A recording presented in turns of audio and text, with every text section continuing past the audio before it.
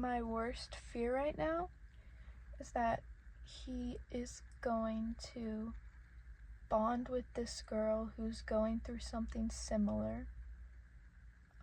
The girl that he liked in middle school, and they're going to have such an amazing relationship. And I'm gonna be stuck here being like, wow, that could have been me. I'm not even gonna know about it because he blocked me, you know. But that's my worst fear. Realistically, like, he said he wanted to work on himself, so I can't imagine him getting with anyone so soon. But, you know, what if that's the way it plays out? I'll be waiting for him for Lord knows how long.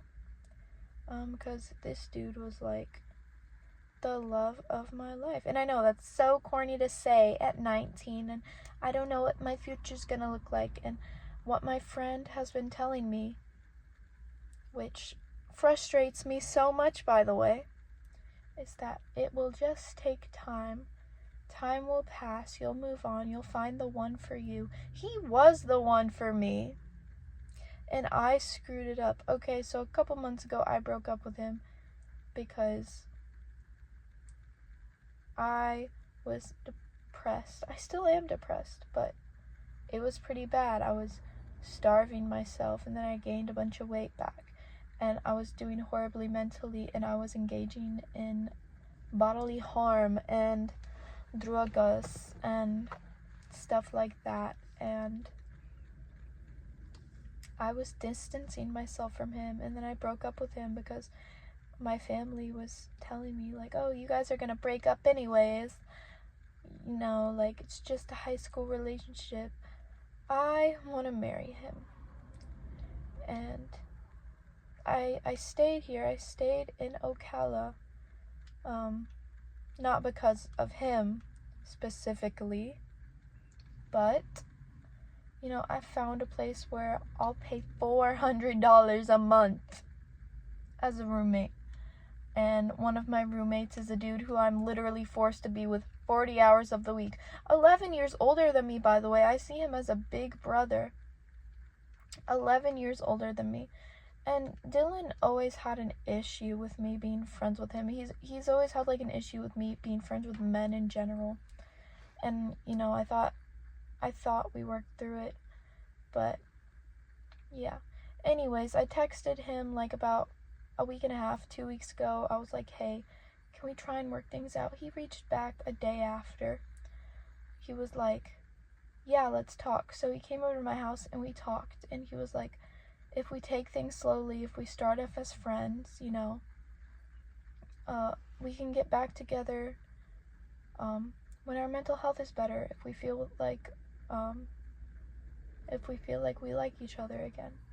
And I still liked him, and I was like, yes. It gave me so much hope. I was like, yes. So we were talking he was texting me, and I was texting him, like, all day, every day.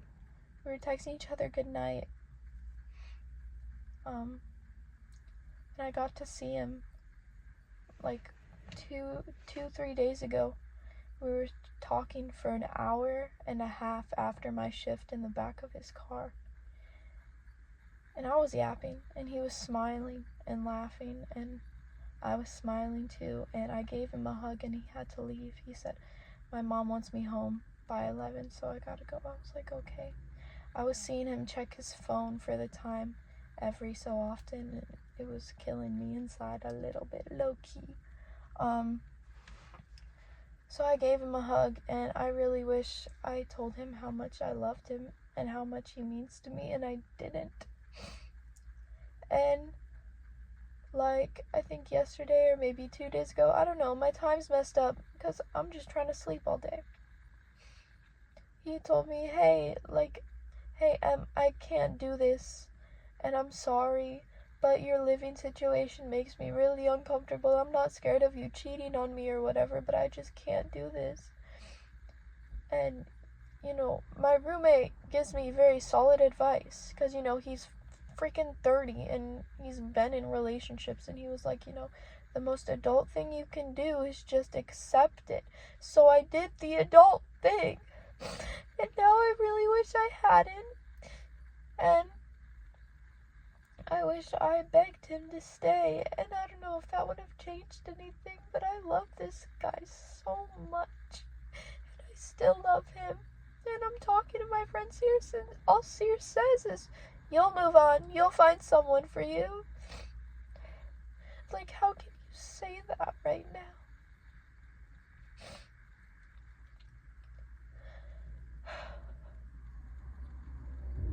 And then, I relapsed on something pretty bad, and I don't know, I'm just living with that for the next couple of months.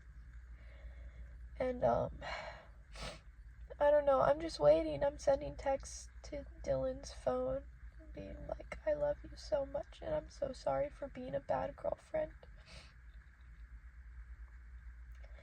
I don't know. I love him, and I know I'm 19, and I know I'm young, and I have a whole life ahead of me, but I loved him in a way I feel like I'm never going to love anyone else. And almost all of me is hanging on to the hope that, in a couple of months, he'll get his emotions sorted together, because Jacob was like, hey, sorry if I misspeak, by the way, I'm in my feelings, and it's like 3 a.m., I just clocked out, and I'm tired and emotional, but he said, hey, he's a kid, like, kids are insecure, and emotions confuse them, and I know that because I'm also a kid, and my emotions confuse me, and I'm insecure, so I get that. He's like, maybe he'll reach out to you, so I'm waiting. And I'm holding on to the hope that maybe when Dylan, figures himself out, he'll reach out to me and he'll be like, hey, and then, we'll date again.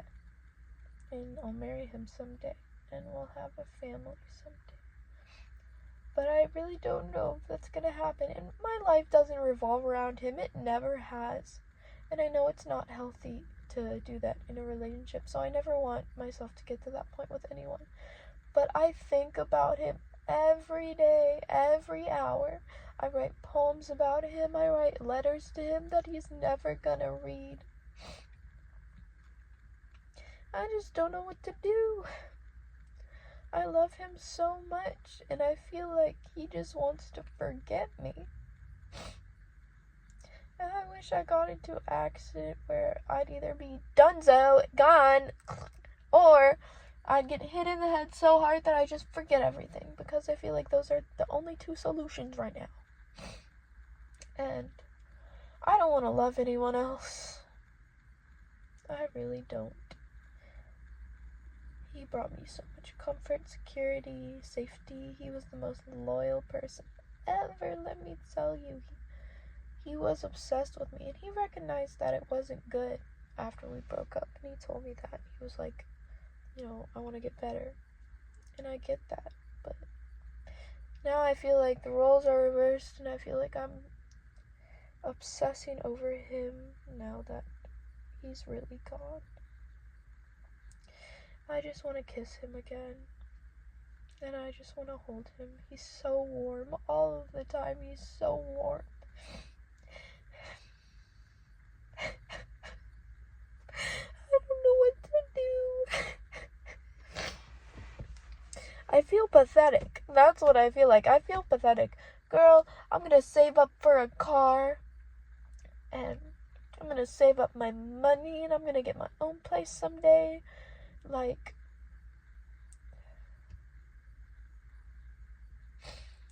I'm gonna work a crappy job for so long, and I'm gonna feel trapped for so long, and someone who I thought was my close friend is only going to tell me, you'll move on, and I won't move on. And what are they gonna tell me in a year when I haven't moved on? I feel pathetic, and I'm talking to a phone because the phone won't tell me that I'll move on. And I'm gonna post this to my YouTube where no one will watch it. I'm gonna feel even more pathetic. Anyways, bye.